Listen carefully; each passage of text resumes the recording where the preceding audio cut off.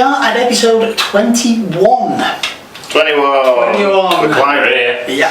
And a bit of an unusual one this because due to family and group holidays and stuff like that, we actually had the opportunity to do a bit of a road trip. So I won't say we all went. No, I was going to say we, is that the royal we or -1? We did. We did give you the opportunity. Well, we did come round. As we'll see, I just missed it.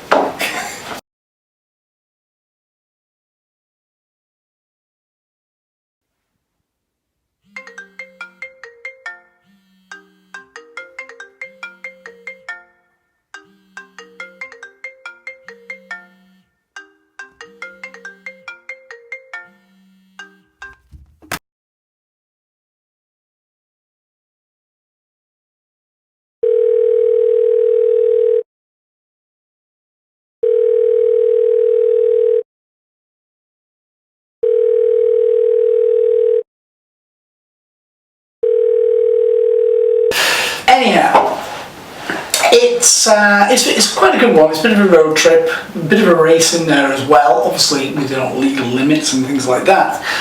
But it was quite interesting to film. So we'll start by saying what's coming up. And the first thing we've got coming up is the first half and later on the second half of the race down to Cornwall from home.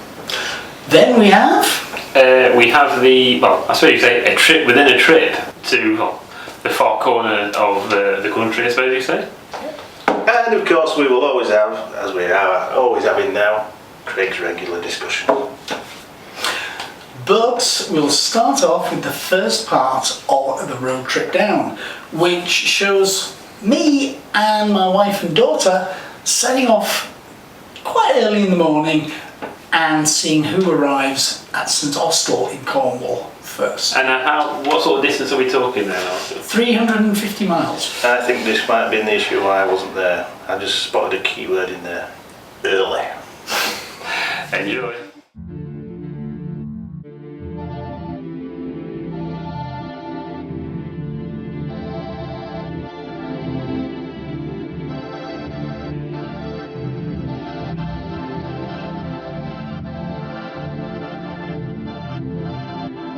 Just dropped wife and daughter off.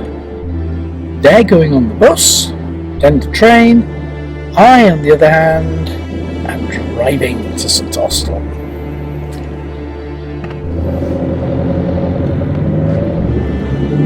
So while they're stationary and on the slower bus, I literally have to take advantage of every single opportunity. Okay, my journey's currently sat at 5 hours and 40 minutes. Their journey could be 8 hours or so, but I'm the one doing all the work.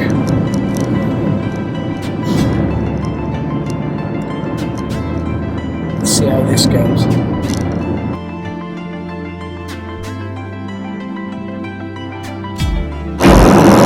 On the motorway and making good progress so far.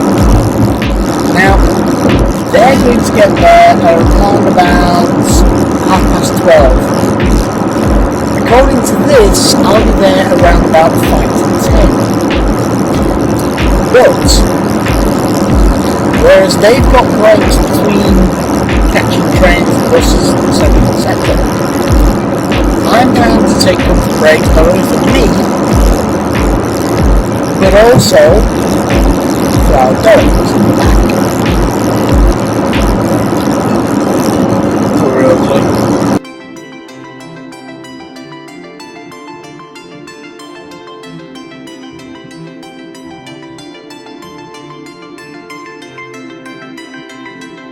My wife and daughter were now arriving in Sheffield on the coach, but they were being dropped off at Meadowhall, which is outside of the centre, and still had to catch a connecting train to get to Sheffield Station, where their main train would be waiting.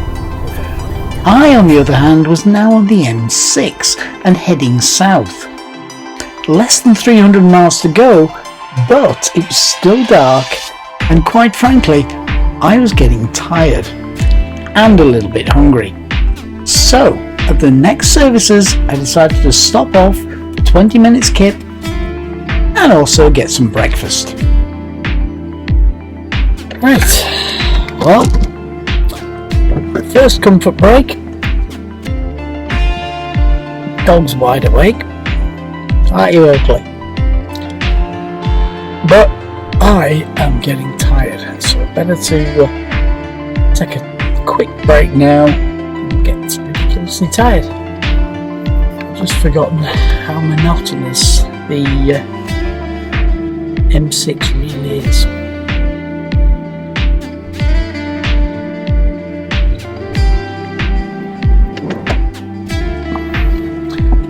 And our comfort break. Yeah, you've stayed awake for it all. You've been asleep for the journey. I had a quick break. Just about nicely refreshed. Let's get back on the motorway. We have, let's have a look. Arrival time of 10:22. 274 miles to go. And according to this, 4 hours and 31 minutes. Assuming we don't stop again, which we will.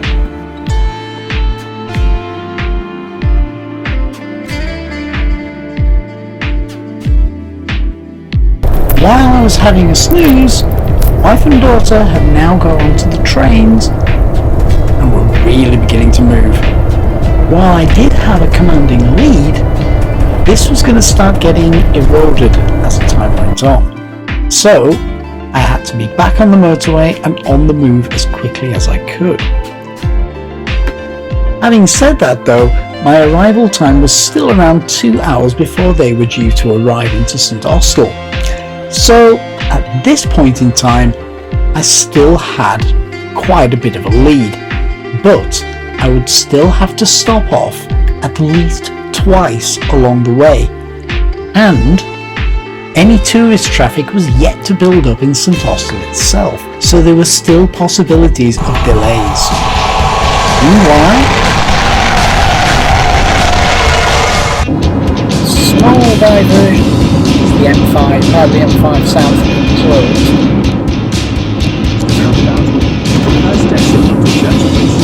Through Sandwell of all places, somewhere I haven't been for 5 years. Contracted to Edward Mile.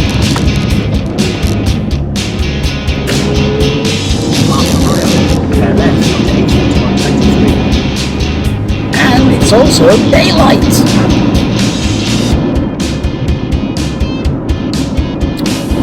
Oh, the dog's noticed. But yeah, we're not doing bad. We've actually made Birmingham. We've been on the road for 2.5 hours. Mostly motorway. Just need to get this back on the M5.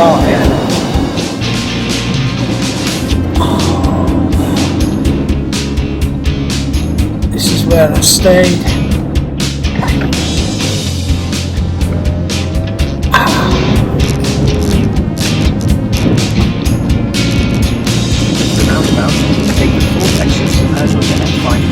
Southwest to this junction.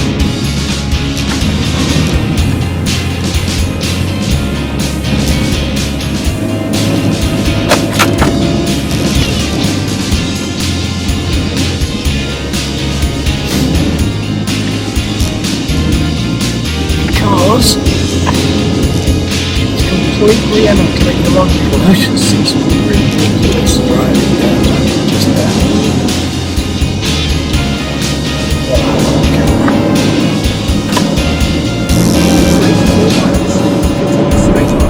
Oh God, 84 miles, the M5. How would I do running before my life comes about that?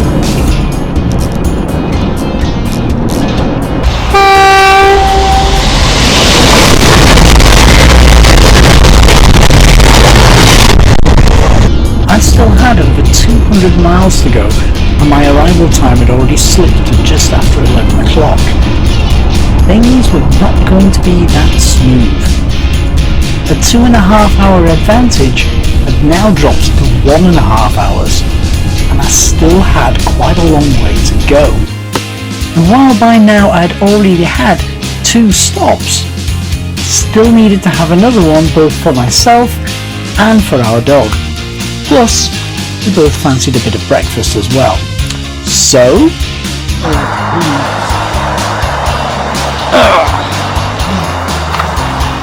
very, very exciting dog. We actually got out the car for a bit. Parked over there somewhere, and he literally doesn't know where to be next.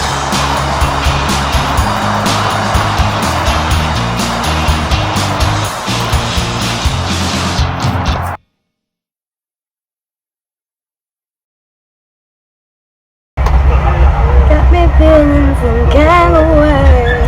Makes me feeling so deep. That's ridiculous. She can't actually see anything. Oh wow. I'm in the window. Oh, blimey. Well, Farty McFartface is living up to his name. Okay, come here.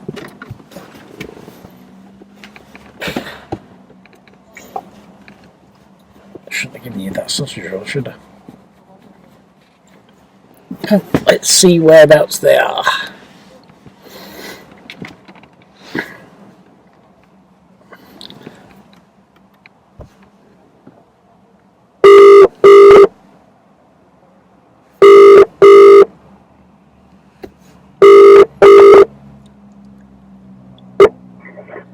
Hello? Hello! Where's Hello, you alright? Not so bad. You alright? But not so bad. Where's your train?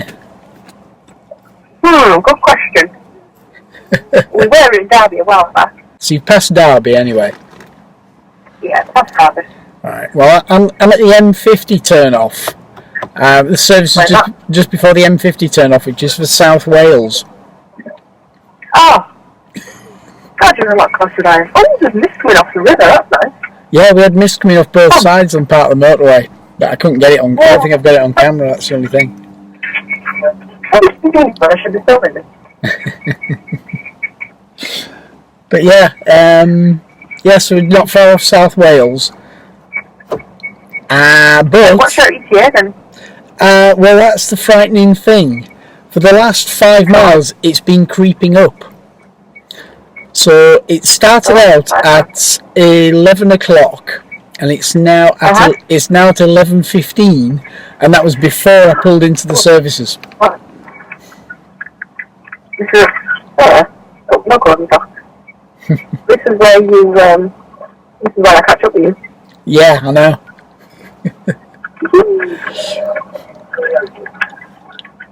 The race is on. Yeah. So this could get. I'm not giving you the cappuccino, huh? Oh my god, she's going to be pushing the train. No. Well, Farty McFartface has given me some additional fuel. Yeah. Oh, that sounds about right. But yeah, I'm so glad. you going to code? Oh, come back before you go. Hang on, yeah.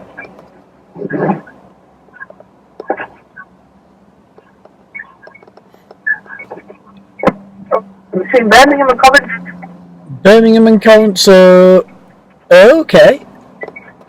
You're a lot closer than I thought. Yeah, I'm gonna get. So you've got about an hour and a half to go, haven't you? No, you've got about an hour and a half after me, yeah. Oh, okay, so you're not so far. You're not so far then, you're about 30 miles behind me at the minute. You. Okay. You're about 30 miles behind me. What? No, you're about 30 miles behind me. Really? Is that it? Yeah. Right, we'll talk about that and get driving. Alright then. What's the more filming to? See you later. See you later. Bye. Bye. Bye. Bye. Bye. Did you hear that, Oakley? They're not far behind us in terms of the level on the country. And my ETA is creeping up. Oh well. Suppose we better get going.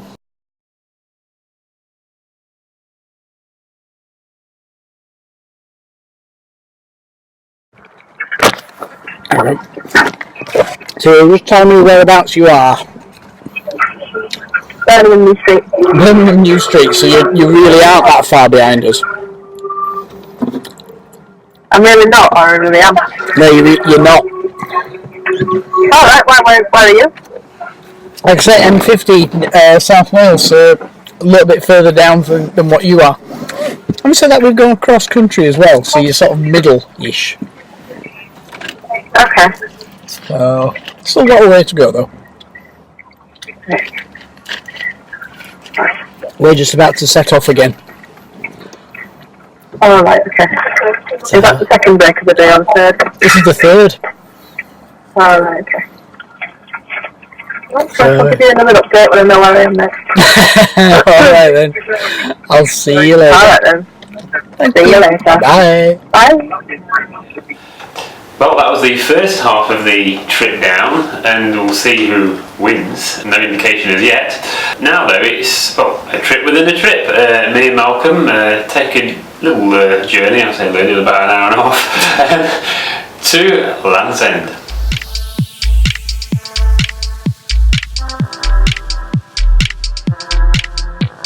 Right, well, here we are.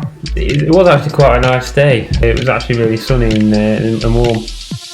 Until we got probably to about 12 dozen miles from Land's End, and you actually start to get a bit of sea mist coming in. You can tell that it's not raining as such, but a bit of spray from the water there.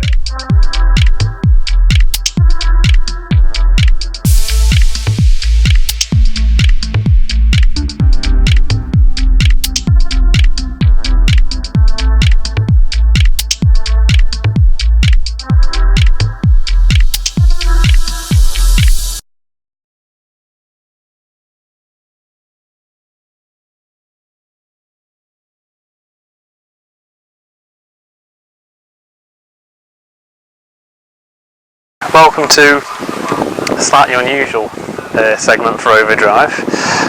You may be wondering where we are. We are at Land's End, the extreme southwesterly part of the British Isles.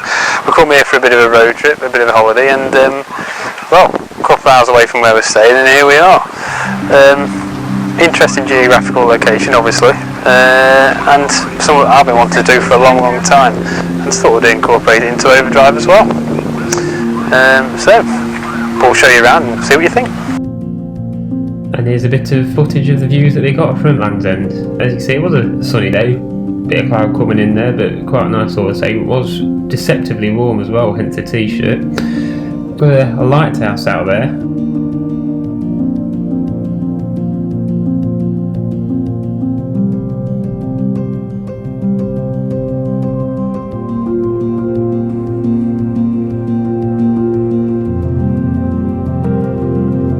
Quite a nice area actually. I believe it is actually private land as well.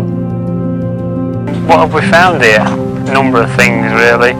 It's got quite a lot of attractions if you actually want to come down to Land's End, if you're ever in this part of the world. A couple of nice places to eat, plenty of shops where you can buy souvenirs, etc, etc. And of course the famous landmark is a short walk that way.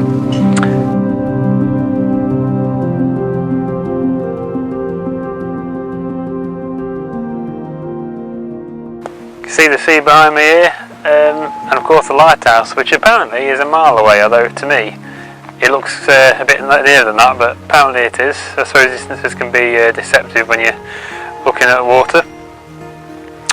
One thing I want to touch on though, of course, back to cars, is how many foreign registered cars we've seen down this part of the world. It really is brought home to me and Malcolm actually, just how popular it is with tourists from other parts of Europe. We've even got a car just up behind us there from Sweden, would you believe? plenty of Dutch cars, plenty of French cars, and that type of thing, as you'd expect. And here we've got a nice selection of cars in the car park, like Skittles there with all them colours. As we mentioned, quite popular with our European cousins there, plenty of different cars from different countries in Europe. It does appear that Renault Megane Touareg are particularly popular in Holland these days as well, and the German Audi there, obviously, we've got to have that, haven't we? And obviously the Irish seem to like coming here as well. But yeah, it's really nice. We've been pretty lucky with the weather today. A little bit of sea mist coming off here, we've got a little bit of drizzle from that, but it seems to be right at the moment, nice and warm. And of course, not forgetting that you can't see it today because of the mist. The Isles are silly, 28 miles that way. I tend to forget about that sometimes. It is Land's End, but only Land's End of the mainland. Beyond that, there's absolutely nothing for 3,000 miles or so until you reach America, so quite an interesting geographical location really if you're interested in geography like myself. And again, something different for OverDrive. You certainly get to all corners of Britain. Just a quick note as well, the waters around the sort of Land's End and that area of Cornwall are actually quite known for shipwrecks, and obviously back in the olden days I suppose you could say, smugglers as well tended to land here with all their worldly goods. Yeah, but quite dangerous waters, obviously, hence the lighthouse, that kind of thing. There's a lot of unseen rocks under the water, and it's, as we mentioned, as we learned ourselves when we were there, quite well known for shipwrecks.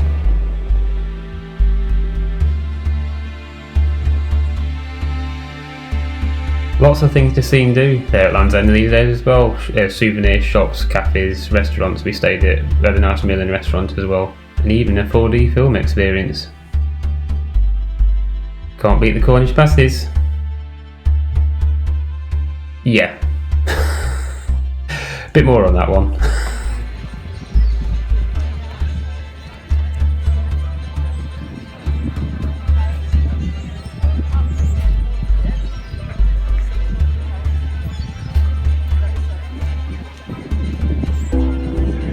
I'd say I didn't eat them all, but I did. And folks, that is it for today from Land's End here in Cornwall. Seen plenty of stuff, plenty of attractions at the site itself, nice bite to eat, etc. I've even seen one of the Isles of Scilly Skybus planes coming across, landing down there in the road in Penzance. And back to the car theme, plenty of, as we talked about earlier, foreign registered cars in the car park. Germany, Ireland, Sweden, and a lot from Holland as well. Does seem to be very popular with our European cousins down here, as well as of course all the cars from Britain. But that's it from us today from Land's End. We're going to carry on with our holiday and have a good time. But for me and Malcolm, that's it. See you next time. Right, so that was their little soiree to Land's End. I must have been there myself, and I know it's a wonderful place there. And now then, yeah, I can hear it again. It's here, the discussion.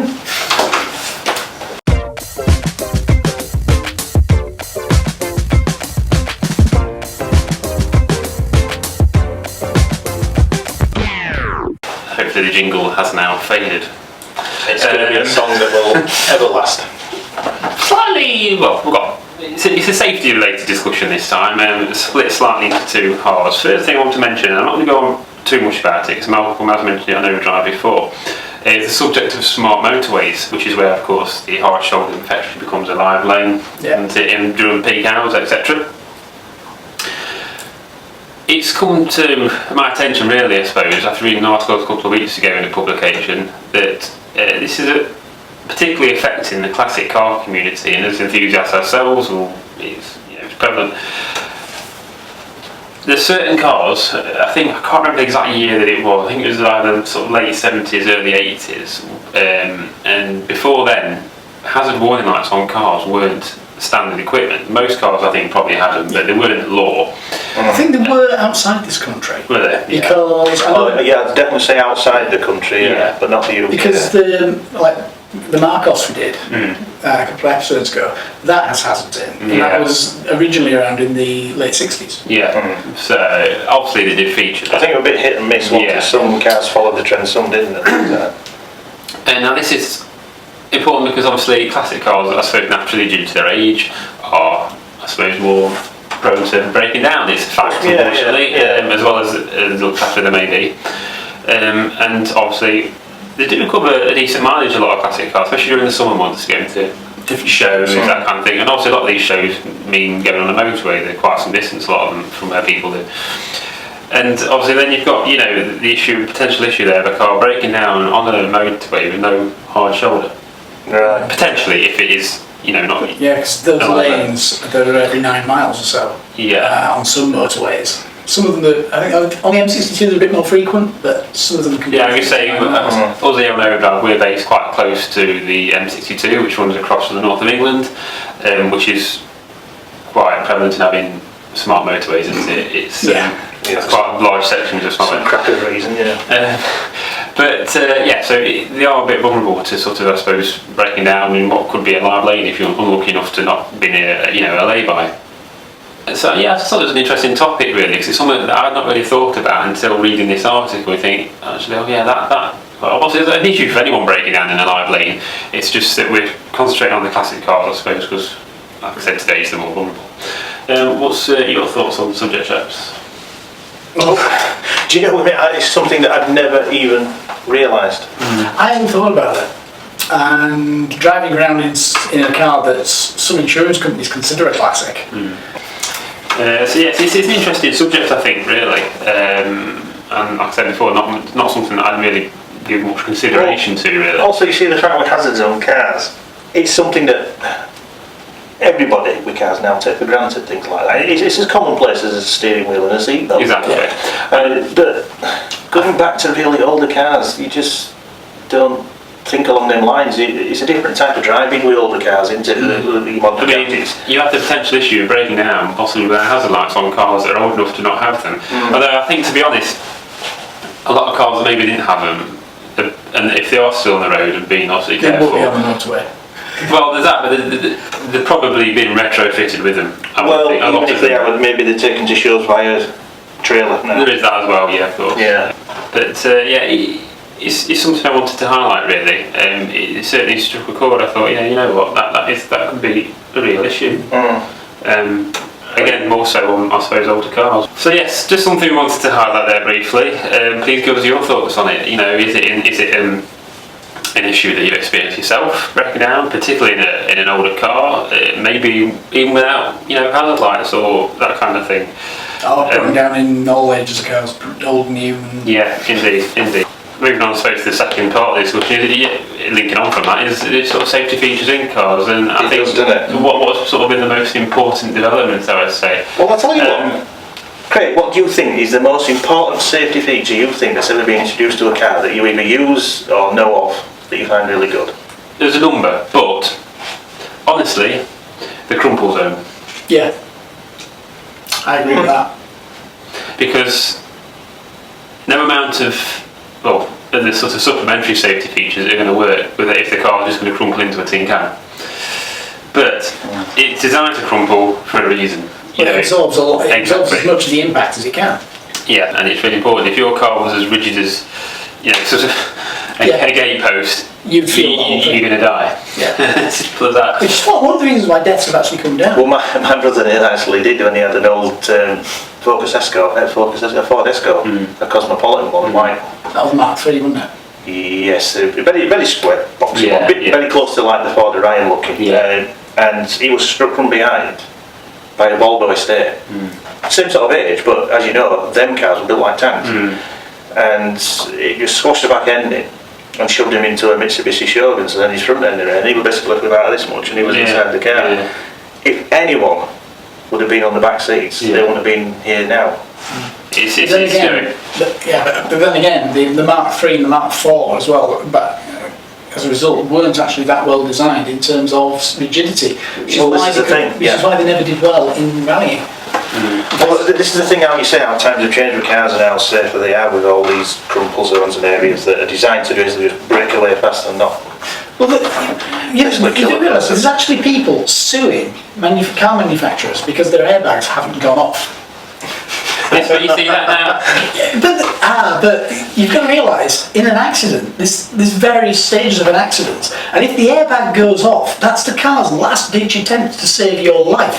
The fact that the airbag hasn't gone off is down to good engineering, Exactly, design, crumple zones, and the fact that it wasn't needed to save your life. Yeah. The fact that you are there to sue the company for saving your life is down to the fact the airbag wasn't needed. Now, it's weird. I mean, I saw a car on the motorway. It was a modern Corsa, quite a newish one. They had an accident a couple of days ago, and the airbags had gone off, and obviously you can see the front of the car just crumpled on the back of the BMW, and it just crumpled. But like Malcolm said, that's the car's last-ditch attempt to go to help you, basically. And so we'll talk about different features, but on that subject, we'll talk about airbags. As far as I'm aware, the first two cars actually that had standard, and that's the important word here, airbag fitted in the UK at least, was the Honda NSX and the then new Honda Legend. I believe that was the first one that actually had, I think, standard airbag. It was available on Mercedes models before then, going back into the 80s, but it was a hugely expensive extra. I think it was about £1,000. 760, the Volvo 760 as well. Not as standard. No. It was in the States. Volvo's in the States had them back in the 80s. But yes, the Honda Legend and the NSX were the first ones, I believe, in the UK at least, in around 1990, 1991, I think it was. Like I say, it was available on Mercedes models on the driver and passenger side, but it was very expensive. It was about £1,000 a side, which most buyers didn't really. You see, I remember with some cars going back a long time where you've only got a driver's airbag. And sometimes I'd be driving like that. I've had cars like that, and I think I'd look at the passenger with no airbag, and I think, well, you're knackered if we have an accident. Yeah. If everything works properly, even if the airbag deploys, you should have seatbelt restrainers in most cars. Tensioners. So that's a little explosive charge, just like an airbag is. But that helps pull you in to stop you from going forwards. And again, if the airbag's actually needed, that means the structural integrity of the car has failed to an extent that the dash is coming towards you. And then there's all this where your impact beams in doors, and doors becoming so heavy that they're hard to open. But then again, the impact beams can be a problem, because if you've actually been hit from the front or the side or whatever, and for some reason the shell's crumpled, those safety beams might have stopped you from being hit by the vehicle, but they've now just wedged you into the car.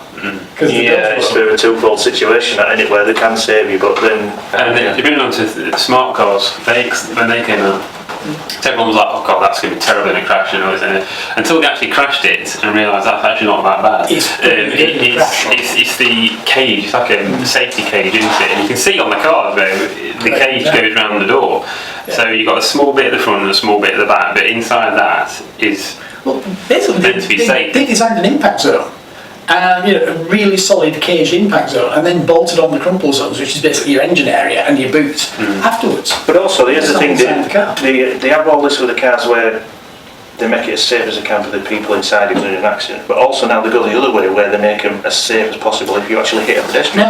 This is another subject, isn't it? This was brought up, I remember this first being brought up with the Ford Sierra, and they were showing how the bonnet could basically buckle in and bounce a bit.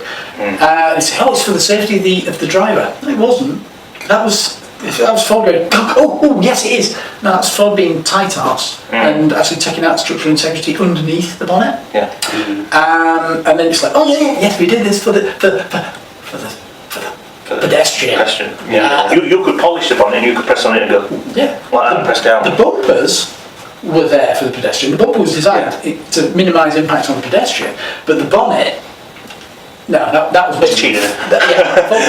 Ford being cheap, but then realising, that could actually be quite beneficial. But then we get all these, don't we, where there's certain areas of the car, if you strike a pedestrian or something like that, they're all designed to just bounce clean off and snap on you and crumple away really quickly, so it minimises injury to them. But makes a mess of your car.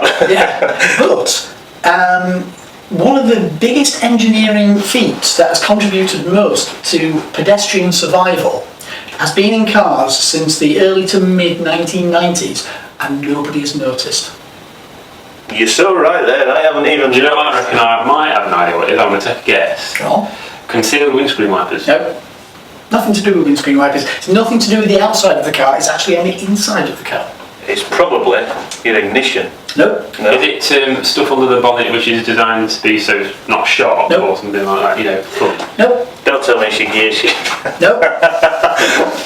Really, I am clutching at straws now. It could be. I'm Okay. sure it's an object that must do something or is designed to hurt you.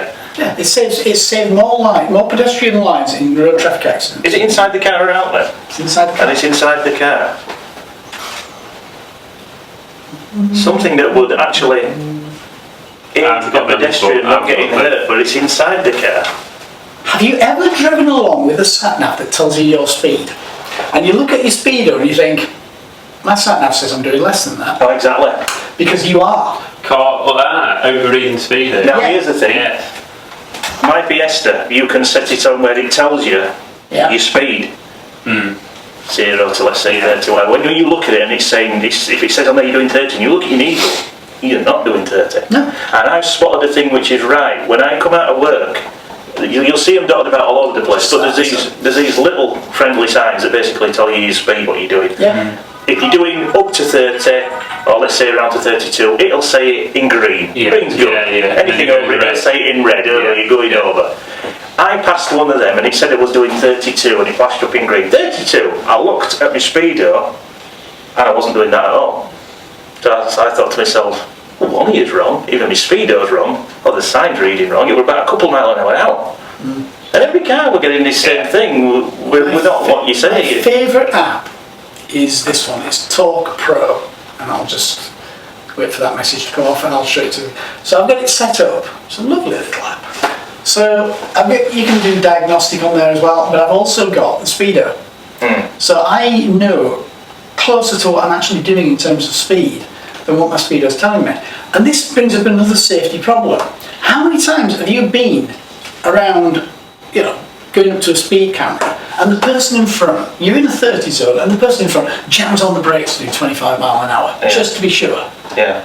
What they don't realise is they were closest to doing 25 mile an hour when they thought they were doing 30, then what they now think they're doing 25 mile an hour. So there's that leeway, isn't there, where speed cameras and even the signs that tell you speed are concerned. The thing is, if you follow your speedometer, there is no way in hell you will ever get done for speeding because you're actually not doing the speed limit. You're doing around about 10% below. So, I hope you enjoyed the discussion. As always, if you have any thoughts yourself, Or anything for a topic, please let us know. let us know. If you have any thoughts on what you think's made car safety improve, or not, as the case may be, and general thoughts on the discussion that we've had, drop us a line, without a doubt.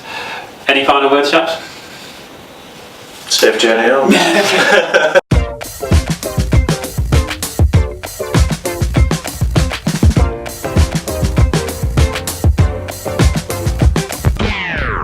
As the music fades, we now have the last part of the race.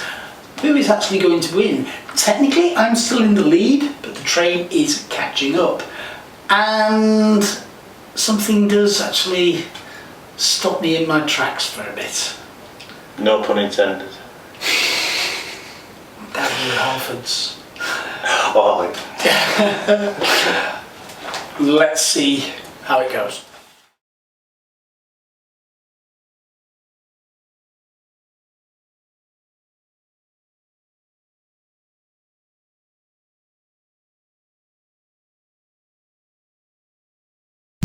While I still had a commanding lead over them, Birmingham New Street at this point in the travels wasn't ideal for me.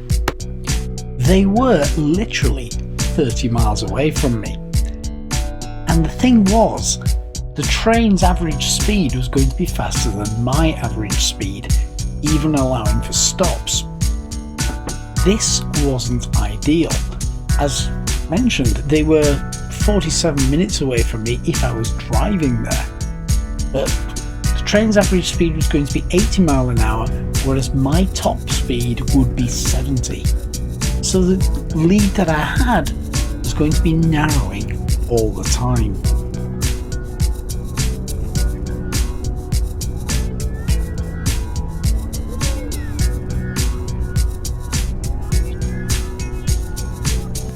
Dog's comfort break. You ready, Oakley?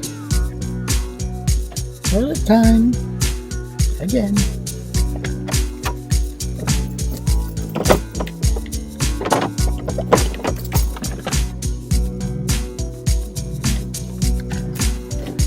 Yeah.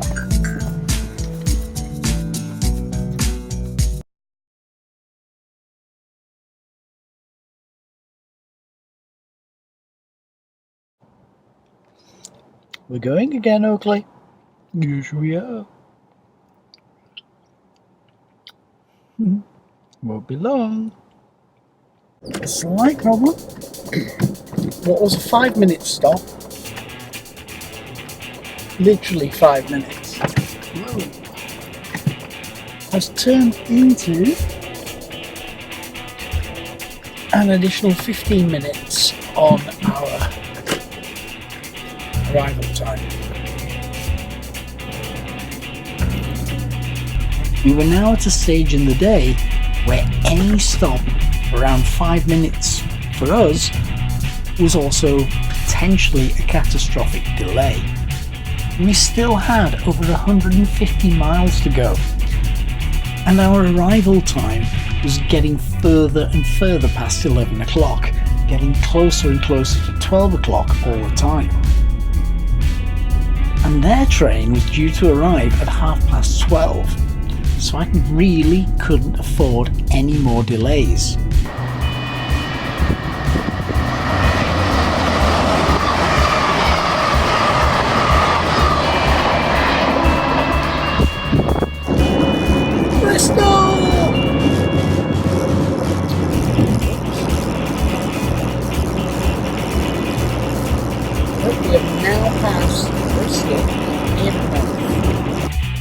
My arrival time was now 11:53.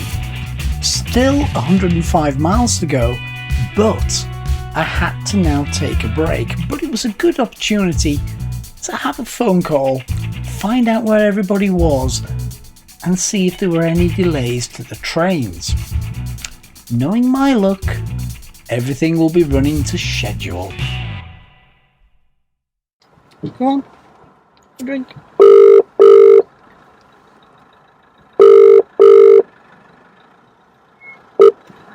Yo. Hello, where are you? Hello. Plymouth. Plymouth? Plymouth. I think it's Plymouth because the last one was Plymouth something. So I presume this one is Plymouth. Okay. Where are you? Just approaching Exeter. Well, about 50 miles off Exeter. Okay, I don't know where Exeter is. I guess yeah. North of Plymouth. What did I say? Did I say Plymouth? Yeah. No, I didn't mean Plymouth at all. I meant Bristol. Oh, I don't know why okay. I said Plymouth. That's alright, past Bristol. No, it's because we were just talking about Plymouth. Yeah. No, And I'm tired. next stop's Exeter. Well, I said the next big one's Exeter. So, yeah. We just passed Bristol about 10 minutes ago. Oh, did you? Yeah, so we just stopped at the minute. I'm Just 10 minutes behind you. Yeah, getting closer. Quite close by 5 minutes. No, we've stopped actually for a bit, so giving Oakley a drink. Alright. You don't need to go. You don't need to go to the toilet. I've still got 2.5 hours to go on this train. Yeah, I've still got. And then 40 minutes on the next one. You what, sorry? I've still got. Well, it was saying about quarter to 12 to arrive, but it keeps fluctuating between quarter to 12 and 11:30. And it's like, okay, make up your to mind. arrive? What, to arrive in St. Austell? Yeah. But That's no good. That's no one ahead of me. But the problem Yeah. I've got is from Hang on, Evie, look at where my foot is. the problem I've got is when I leave the motorway, it's all country, it's all narrow roads and and caravans by the look of it. Alright, so will that take your time up? Will it change it then? Yeah, a lot. Change as you go? Alright, okay. So yeah, it's a guide. It's not a absolute. There is still hope then. Yeah. Alright then. I shall let you get off. Yeah, take your time on your break and everything. Oh yeah, will do. See you later. See you later. Bye.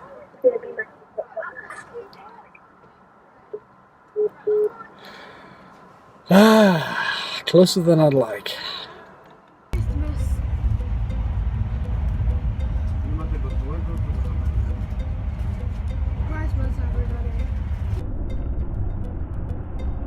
The last phone call had confirmed my worst fears. The train wasn't being delayed, or at least wasn't being delayed enough to cause any problems. And while I was still technically ahead and had around 40 minutes to play with, as I mentioned on the phone, things were going to get a little more difficult as I went along the motorway. As far as I knew, I still had one area of roadworks to cover, and also things were going to get slower once I got off the main motorway. Things were not quite as clear-cut as they seemed.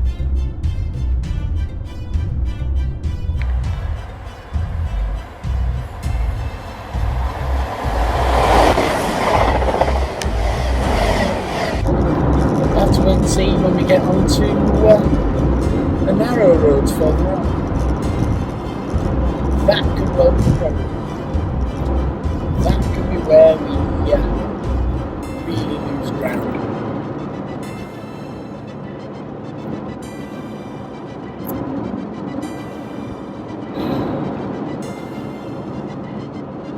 Let's wait and see. With less than 110 miles to go and an arrival time still around 10 to 12, the best thing I could hope for is no more delays. The last thing I needed was another set of roadworks. More roadworks. 50 mile an hour average speed camera. Actually sure what it's slowing down for.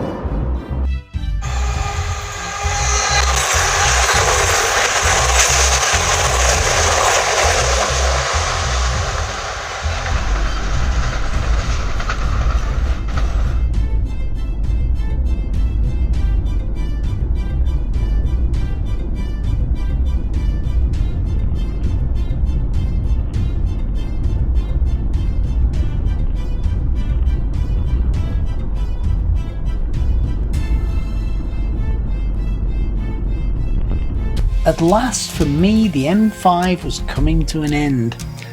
And just as it was coming to an end for me, the roadworks went. But once I hit that junction, things were going to be a little bit different. While the M5 had been reasonably clear all the way down, with only delays caused by roadworks and a little bit of congestion around Bristol, things were now going to be changing. I'd be on A roads, there would be a lot of holiday traffic and residential traffic. Meanwhile, my wife and daughter were now on their last train. The GWR was pretty good. That for me. Still, at least my arrival time was still ahead of theirs. I had less than 50 miles to go, less than an hour's drive according to the sat-nav, and only 40 miles on the A30. But it still was a problem because I was then at the mercy of local traffic, whereas at the moment I was at the mercy of holiday traffic. Sadly though, I wasn't getting these views.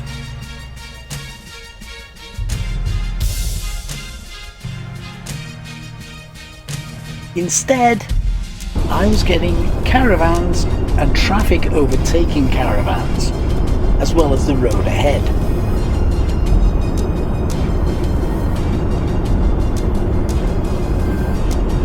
I know, that's what I meant. There is that. We're going on the tunnel. I mean the bridge.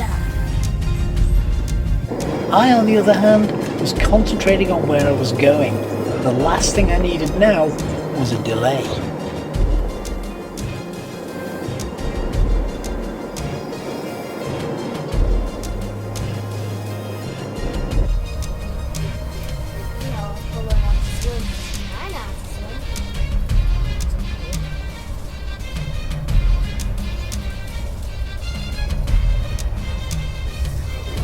With the road ahead quite clear now, it seemed that nothing could actually get in my way. The last thing I needed now was something big and slow ahead of me, especially as the train was getting closer and closer to St Austell. And while I had pretty good clear roads and fast moving traffic, the one thing that the train didn't have was slow traffic ahead of it. All it had was 1 or 2 stops, and then it was the last one, St Austell. But then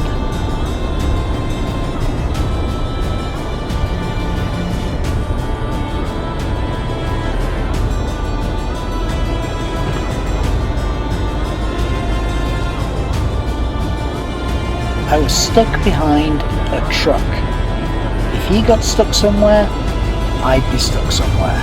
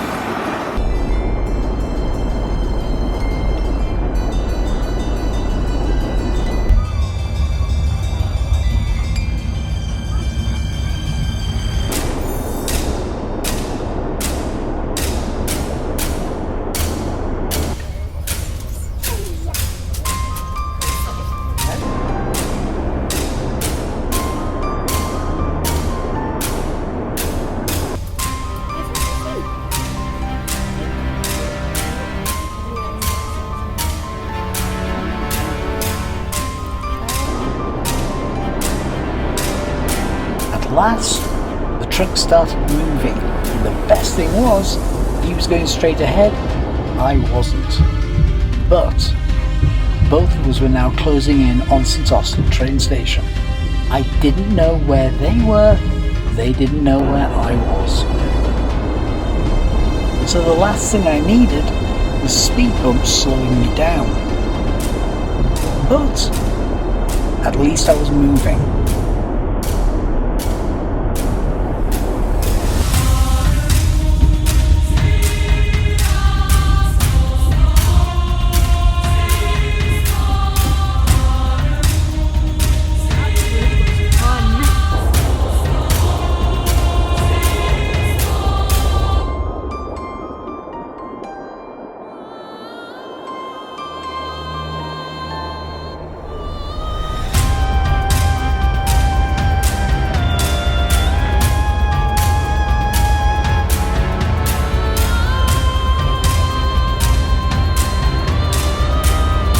As I pulled into St Austell station, I could see that there was no train in, so either they were already here, waiting for me on the concourse, or I was there first and they wouldn't be there.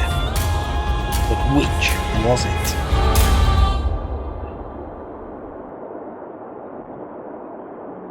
Looks like we've beaten them to it.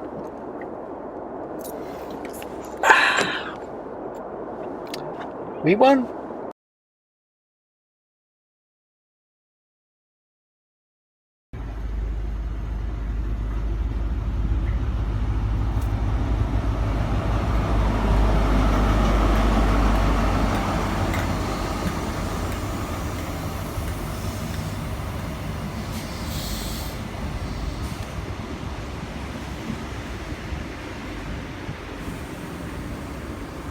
Thankfully, despite Halford's best efforts, I did win. You did. But it was quite narrow, and it was. Was it closer than you thought? It was. If it hadn't been for the Halford's wagon, I'd have probably been there about half an hour. Saying helpers will fix it for you, they were trying to probably fix it for your life in the train, but they failed. Well, yeah. I could sort of see the air of tension while you were stuck behind the Alpha's wagon, and the lights didn't seem to be changing, and cars was passing the other way. Well, that was the thing, as it turned out. You can honestly feel you willing the wagon to start moving. It wasn't happening. Well, we're car enthusiasts, so it wouldn't. If you're trained person. But don't you find that the worst thing when you're behind something massive and you want it to press on and you cannot see what's going in front of you? I'm more seem to be in the traffic jam. I always seem to be behind something big, so you can't see. You start picturing all sorts. There could be a mass fire and flood in front of the vehicle, and you can't see what's happening. And it really gets to you until you move off. But it was a closer race than you thought, wasn't it? It was. I mean, there was a bit of a delay on the train, but it wasn't enough to actually affect everything. It was about 5 minutes. And to be fair, if there hadn't been that 5-minute delay on the train, it would have been a lot narrower. But it's quite an interesting race given the distance as well. It's quite a distance. As you pull up to the station, and you were saying that it's a question of will they be stood waiting for you or whatever. Yeah. As you said it, was you sort of hoping, don't be there, don't be there? Something like that. I knew it. It's just the mannerisms and the way you sort of pull into the car park and you say, well, we'll find out, will they be there or won't they? And I can just sense you thinking, as I'm saying this, don't be there, don't be stood there over your kiss. You can just imagine your wife there stood at the train station in Jeremy Clarkson style. I could just see something like that. Actually, as Malcolm was saying it, I expected as he turns into the car park, starts to slow down, I just expected the camera to pan around and be stood there as if they'd been there leisurely a good 5 or 10 minutes before you, but it just didn't happen. And it's that sudden joy at the end thinking the car's I realised that wasn't the car park. So I went round to the other side and parked on the actual. So I didn't include that video footage, but there wasn't a lot of point. Went round, parked in at the other side, got my car parking ticket. So I thought, staying in St Austell for a bit, and then sat on the opposite side of the platform waiting for the train to come in, which was huge. So the footage we see of the train coming in, you actually even get the footage of it, so you had time to set up, get it, and that. Well, it was just film. Well, yeah, but I mean, get yourself ready, get it going, and sort of capture them coming in. So that shows a bit of time frame you had. Yeah, it wasn't that long, but it was close enough. Close enough. But I mean, I suppose leading on from that, it was absolutely beautiful, Cornwall, wasn't it? Yeah. It was a first for me actually to go down there, and I've spent many a time down there. I've been down before, but it was a long time ago. Yeah, we were absolutely lucky with the weather, given the atrocious weather we've got at the moment. As he says that with the sunshine outside. It was absolutely beautiful, blue skies there. I think it rained one morning, wasn't it? I would say though, you do tend to find this a lot of occasions. If you leave north or wherever and bad weather, as you get closer to south, you do seem to leave a lot of the bad weather behind. Yeah, I think the last couple of days it was very windy. I think we had the back end of that storm from the States coming over. And then it came, it was you'd already set off on Saturday, and we were waiting for Becky's train, which was about 2:20. So we went into St Austell, and we were in St Austell for about 10 o'clock-ish. And walked in, wandering around. It's just like this, like it is today. Right, like really nice. Sun's out, and then within 2 minutes it's clouded over, and within a few minutes from there it's just torrential. Yeah. And you're just there, this shirt, trousers, and no umbrella, no coat. What happened? You got wet. UK weather. Yeah. But no, it wasn't. Generally, it was a really nice trip. Nice holiday. The only problem was it went too fast, to be honest. Yeah. And it was nice to have a good road trip. I've not had a good road trip for ages. It was nice to have a good slog down there. It was good. And I probably woke up as they arrived down there, as far as I'm aware. Yeah. It took us a while. My contingent. Probably took me a while to surface as well. You were the other two cars, effectively, weren't you? We were there. I think about 4 o'clock in the area, and then took about another hour to find the house. Rescue. Malcolm had to come to rescue us. We ended up down some single track country lane, just turned around, head back up the lane, and there was a rover that I recognised. Saviour. Of all the lanes in all the country, fancy seeing you on this one. Yes. I heard the phone conversation because Eddie forgot to turn the phone off, so I heard the whole phone conversation. Thought, right, I know where you're at. Don't turn down that one. Oh God. Well, anyway, lovely trip it was. Yeah. Anything to add? Not really. So I think that makes it a bit of a different one for 21, doesn't it? But, Yes, it's sorry. Well, I suppose there is car content, but it's probably a bit less than usual. But no reviews this time. no reviews. But I think quite interesting actually to do a slightly different episode. You know, there's a different take on what we normally do, isn't it? Really? Yes, it was different. Yeah. Well, with that, we better wrap up. We better wrap up indeed, and I hope you enjoyed it. We certainly have. Yeah. Well, me and Malcolm have. These two got nothing out of it. I wouldn't work. But for episode 21, that is a wrap. We shall see you in episode 22. Two little ducks, as they say in our. Until then, see you next time. Bye. Bye. Why, just basically saying what's coming up. So, first off, we have a road trip journey down to Cornwall with a bit of a race in there. Second part, we have a trip during our trip, is what you could say. Yeah. Really. To the far corners of the country. And I totally forgotten one. What's he say?